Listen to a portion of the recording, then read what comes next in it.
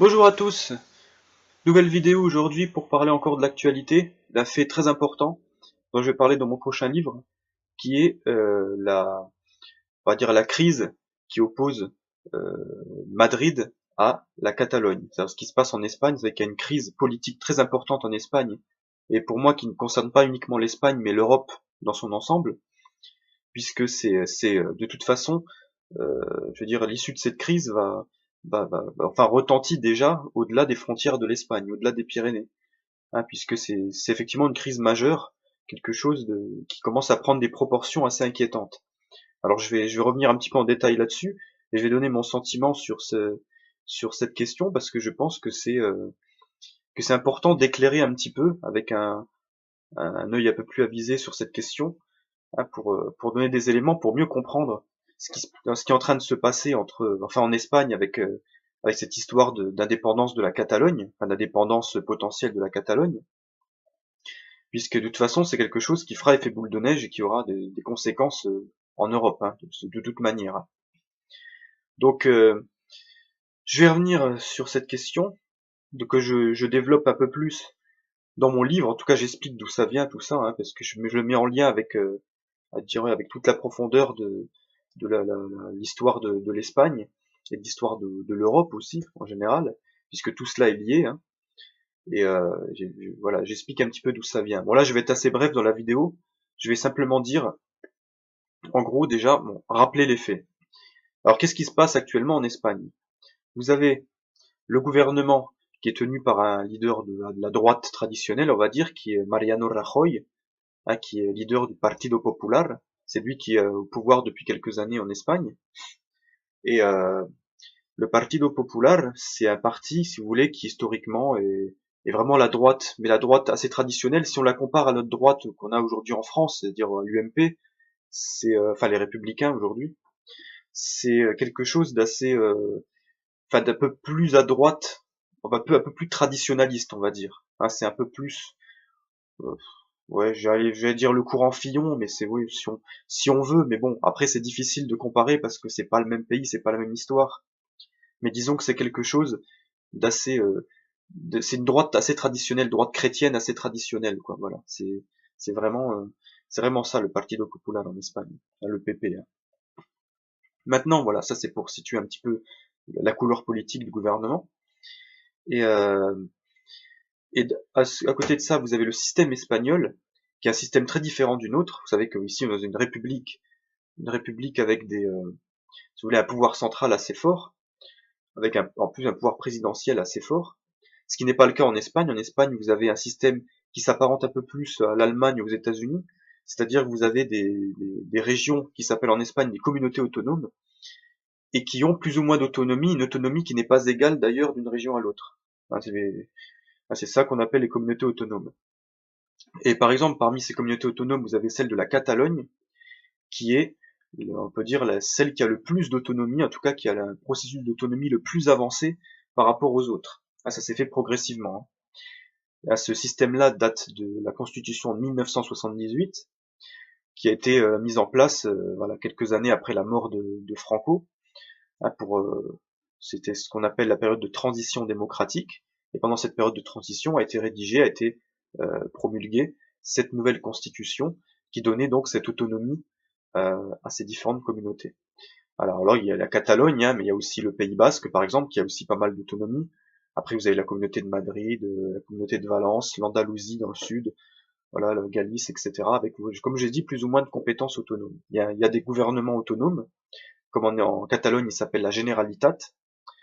Et, euh, et donc, cette Generalitat a décidé depuis un certain temps de mettre en place un processus d'autonomie. Il y a déjà une première consultation du peuple qui s'est faite et dans laquelle on a vu une légère majorité se prononcer en faveur du référendum.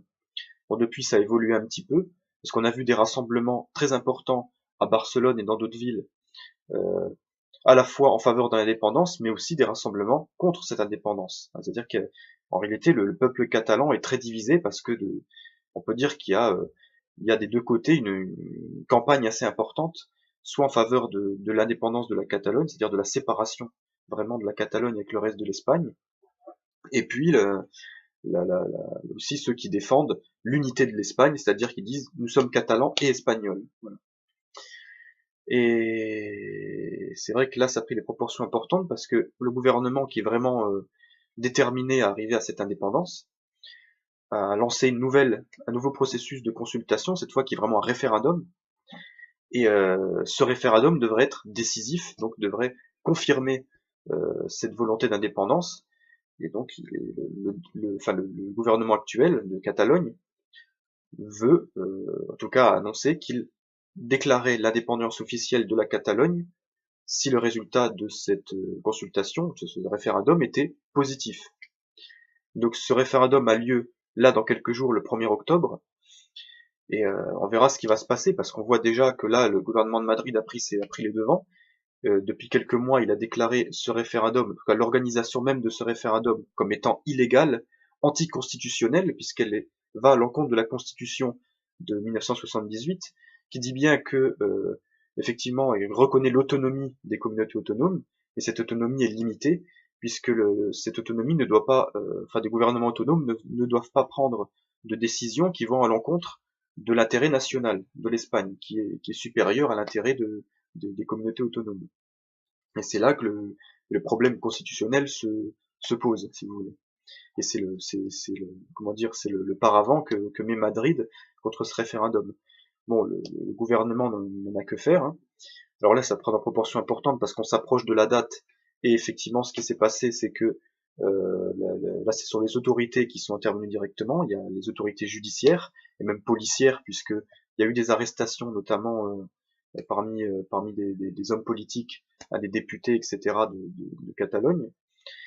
Et là, effectivement, bon, il y a déjà un dispositif policier qui va se mettre en place avec des conflits assez importants, puisque le gouvernement de Madrid a demandé à la police catalane, puisque la Catalogne, comme dit, entre autres compétences propres, elle a aussi ses compétences, sa propre police, en plus de la police nationale espagnole et de la Guardia Civile aussi, qui est encore un autre corps, si vous voulez, un autre corps constitué.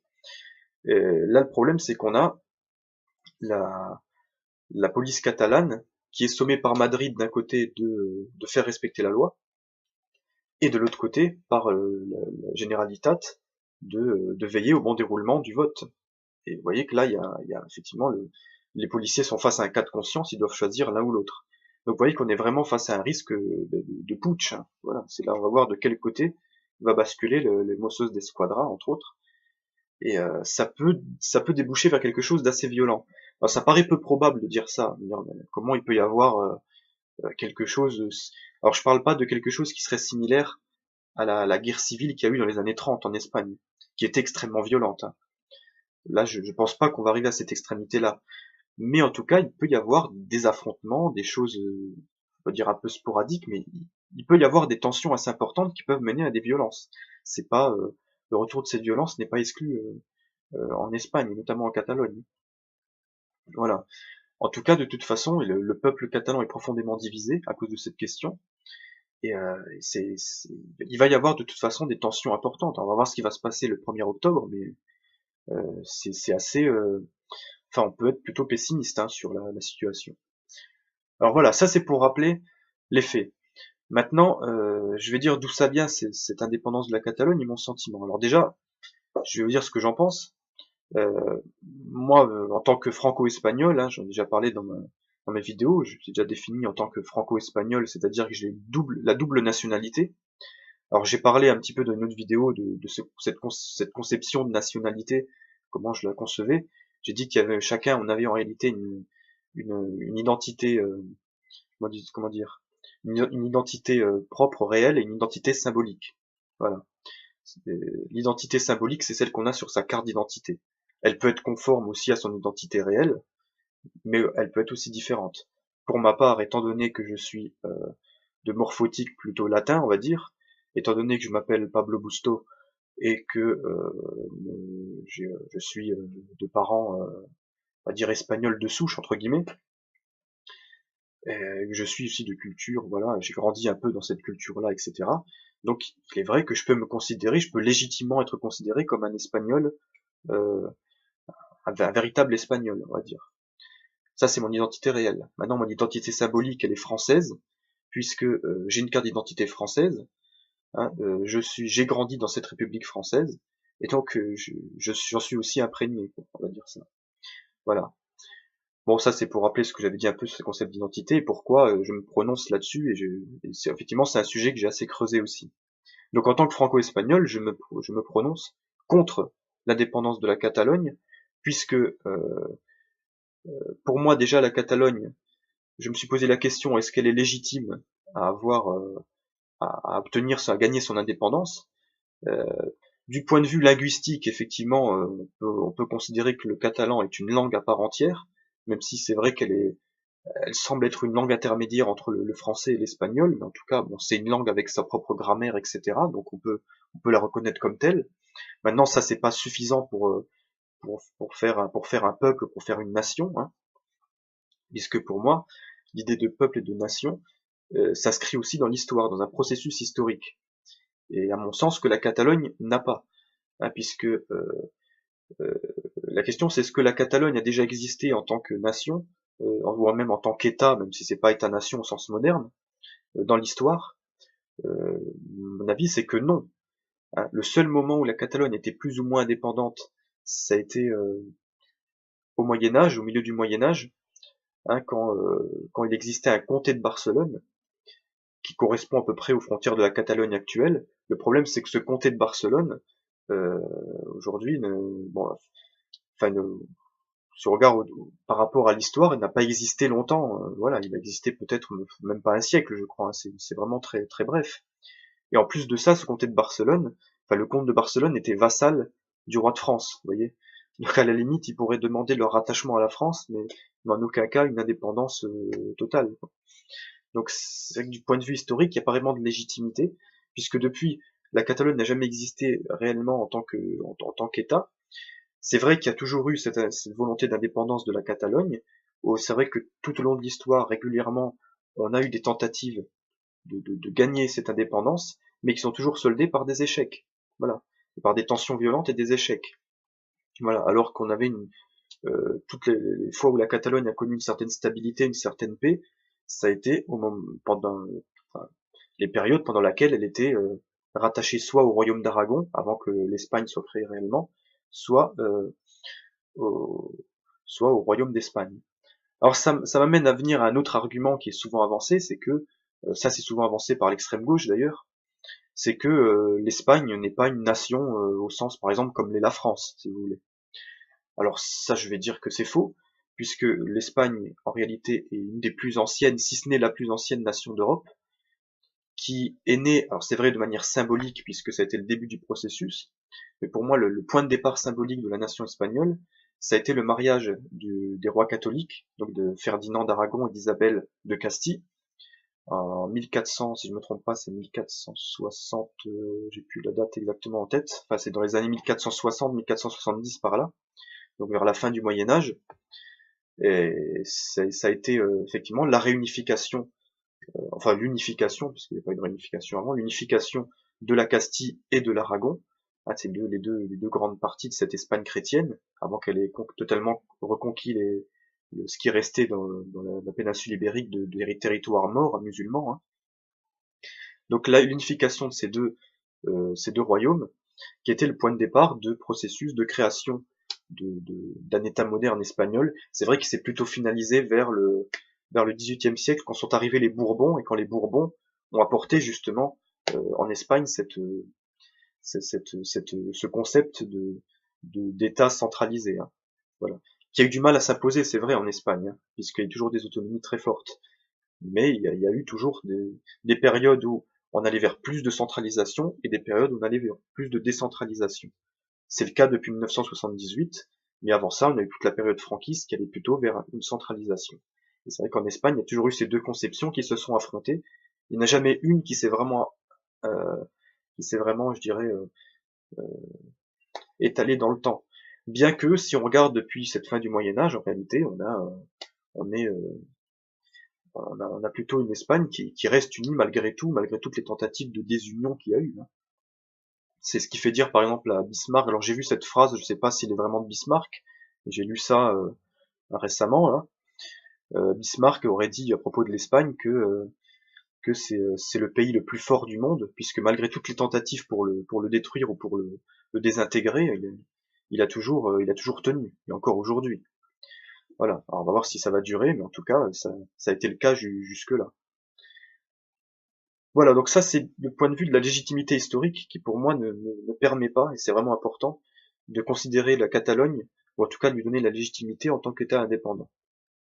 Voilà. Alors maintenant il y a autre chose aussi, c'est les conséquences d'une éventuelle indépendance de la Catalogne, et puis d'où ça vient. Et on va voir qu'avec les conséquences, on peut retrouver la cause justement. Les conséquences, elles sont claires, surtout dans un monde globalisé, et qu'on ne me dise pas que l'Espagne, c'est pas la même chose que la France, que l'Italie, que les États-Unis, etc. Dans notre monde globalisé depuis la fin de la Deuxième Guerre mondiale, évidemment que ce qui se passe en Espagne a un retentissement, en tout cas dans tout le reste de l'Europe, si ce n'est dans le reste du monde, mais en tout cas déjà dans le reste de l'Europe, et notamment en France, euh, qui sommes les voisins de l'Espagne et qui sommes liés à l'Espagne par une histoire, en tout cas par pas mal de pans d'histoire commune, hein, notamment avec toute cette histoire de monarchie commune, etc. Voilà. Et donc, la Catalogne, en plus, qui est une région frontalière à la France, va forcément faire un effet boule de neige déjà en Espagne, et on peut voir un morcellement, une balkanisation de l'Espagne, qui peut mener à une balkanisation de l'Europe, puisqu'on a déjà vu par exemple là l'Écosse qui s'est prononcée en faveur de l'indépendance catalogne. C'est pas pour rien, c'est pas désintéressé, puisque effectivement l'Écosse a les mêmes velléités d'indépendance par rapport au Royaume-Uni. Voilà. On peut imaginer aussi que certaines régions dans lesquelles il y a une identité régionale assez forte, on peut voir ressurgir des mouvements indépendantistes aussi de cet acabit-là, en France. Hein. Que ce soit, c'est pour ça que la République une et indivisible en France n'est pas moins menacée que l'est l'Espagne, la monarchie espagnole. Voilà. Alors maintenant, effectivement, enfin, qui souhaite réellement ce morcellement de, de, de l'Europe et de l'Espagne, déjà dans un premier temps, bah, c'est les mêmes qui ont souhaité le morcellement de la Yougoslavie, des pays de l'Est, par exemple. Ça a été de l'URSS, etc. Ça a été l'impérialisme américain. Voilà. C'est ce capitalisme aujourd'hui à son stade impérialiste, comme disait Lénine, pour paraphraser Lénine, qui, euh, qui veut régner par le chaos et par la destruction. La nation aujourd'hui, les vieilles nations représentent un frein au développement du capitalisme. Et ça, les officines, si vous voulez, américaines l'ont bien compris. Et c'est pour ça qu'ils font un travail de sape, pas seulement en Europe, mais dans le monde. On l'a vu aussi dans les pays arabes ces dernières années. Hein, tout l'interventionnisme américain dans les pays arabes ces dernières années a été dans le but de détruire les nations arabes. Et là, c'est pareil en Europe. Aujourd'hui, il y a un plan, comme il y a eu en Yougoslavie pour détruire par exemple la Yougoslavie. Aujourd'hui, c'est l'Espagne qui est la cible privilégiée, avec la Catalogne qui est à l'avant-garde de cette destruction de l'Espagne en tant que nation, malheureusement. Même si, voilà, je dis pas que quand je dis la Catalogne, je parle pas du peuple catalan, je parle de la Generalitat, hein, de ceux qui sont à la tête de la Generalitat, mais aussi de certains courants politiques espagnols. Je pense notamment à des courants comme Podemos, voilà, qui pour moi sont des courants clairement d'aspiration américaine, hein, qui sont alors Podemos, pour ceux qui connaissent pas, c'est l'équivalent comment dire, de la France insoumise en Espagne. Et Podemos, en réalité, ça a été une création entièrement par des agents américains, comme l'est aussi on s'appelle le Parti Ciudadanos, qui joue un double jeu, qui malgré le fait que ce soit un parti qui est officiellement contre l'indépendance de la Catalogne, je pense qu'en réalité c'est un parti qui joue un peu un double jeu, comme le fait l'Union européenne aussi, hein, qui d'abord a condamné, ou faisait semblant de condamner l'indépendance de la Catalogne, pour aujourd'hui accueillir par exemple déjà à Bruxelles des officines catalanes, comme si c'était déjà un État indépendant, et comme si on avait presque lancé le processus d'intégration de la Catalogne à l'Union européenne, puisque c'est ça qui se fera de toute manière. Et en réalité, en se séparant, la Catalogne et l'Espagne seront encore plus vulnérables face à l'impérialisme de l'Union européenne et de l'impérialisme américain, puisque derrière l'Union européenne, il y a l'impérialisme américain. Et c'est ça qui va poser problème, puisqu'en réalité, le rempart aujourd'hui numéro un contre, enfin en tout cas celui qui devrait être le rempart numéro un c'est le roi, c'est l'institution monarchique qui bat de l'aile d'ailleurs depuis longtemps hein, en Espagne, mais c'est le roi aujourd'hui qui devrait intervenir, c'est d'ailleurs curieux c'est vrai qu'en Espagne on n'entend pas trop le roi s'exprimer sur cette question, on le voit pas, alors que c'est lui qui est quand même le garant de l'unité de l'Espagne aujourd'hui. Et c'est cette institution monarchique, même si aujourd'hui elle est timide, hein, c'est cette institution monarchique qui doit garantir l'unité de la nation espagnole. Sinon, elle va permettre d'un côté à l'Espagne de se fragiliser en perdant la Catalogne, mais d'un autre côté à la Catalogne aussi d'être un petit État vulnérable à la merci de ce même impérialisme, alors qu'ensemble, ils pourraient résister mieux à cet impérialisme. Voilà. Donc je pense que c'est en réalité une offensive de la part de l'impérialisme américain et de ses officines en Europe et en Espagne de, euh, de détruire une nation, de détruire cette vieille nation monarchique qu'est l'Espagne, puisqu'elle représente un frein à ce même développement impérialiste. Voilà, simplement. C'est une lutte de rapport de force, c'est une lutte un peu perverse d'ailleurs, parce que ça passe par des médiations, par des officines déguisées. Hein, voilà. Et c'est vrai que c'est ça en réalité le véritable enjeu de l'indépendance de la Catalogne, ça vient de là. Alors après là-dedans, si vous voulez, il y a des Catalans de bonne foi qui veulent voilà défendre leur culture, etc., qui considèrent que la Catalogne serait pourrait être leur patrie, etc. Pourquoi pas? Le problème, c'est que vous jouez le jeu de l'impérialisme américain et vous contribuez à jeter votre peuple en pâture à cet impérialisme américain. Voilà. En tout cas, c'est comme ça que je le vois. Et je pense pas me tromper puisqu'il y a de plus en plus d'indices qui tendent à le montrer. Hein, j'ai même lu là encore hier que il y a une commission qui avait été nommée par la Generalitat, qui a été financée notamment par le milliardaire américain George Soros, hein, le fameux philanthrope qui a notamment financé des groupes en Ukraine qui avaient participé à, à virer le gouvernement pro-russe en Ukraine. Vous voyez, donc c'est toujours ces mêmes luttes d'intérêts impérialistes qui se font par des médiations. Voilà. Donc voilà le véritable enjeu, la véritable cause de cet indépendantisme catalan. C'est pour ça que je suis contre. Hein, voilà, c'est pour toutes ces raisons que je viens d'évoquer. Et j'espère effectivement que cette crise, à un moment donné, va finir par s'estomper, par retomber, et que la nation espagnole gagnera. Puisque si la nation espagnole tombe, c'est une grande nation européenne qui tombera. Et ça sera catastrophique pour l'Europe et pour la civilisation européenne. Hein, j'en ai vraiment l'intime conviction.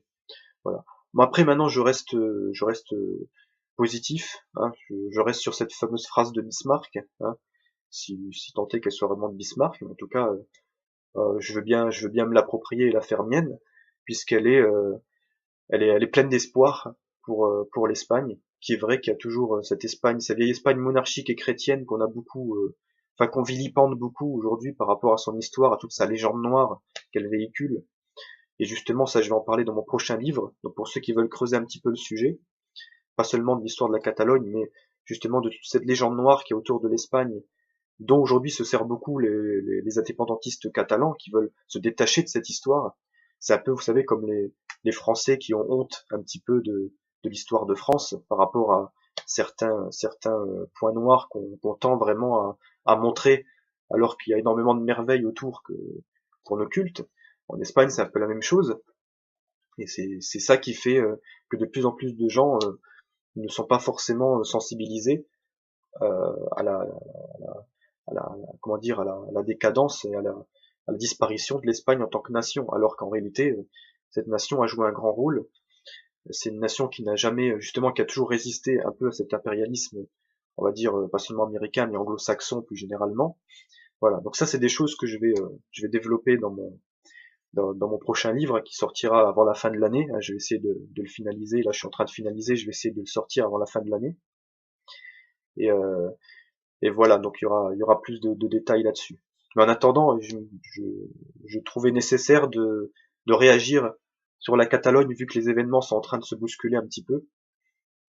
Je pensais qu'il était nécessaire de réagir un petit peu à chaud là-dessus pour donner au moins des éléments de réflexion, pour pas, parce que c'est vrai que quand on n'est pas un peu initié sur cette question, c'est difficile de se prononcer. Donc j'espère avoir un petit peu contribué au débat de cette manière et puis aussi à la réflexion de chacun sur ces questions un peu difficiles. Voilà. Bon, voilà, je pense que j'ai rien d'autre à rajouter sur ce sujet. Donc je vous laisse et puis je vous dis à bientôt pour une prochaine vidéo. Au revoir à tous.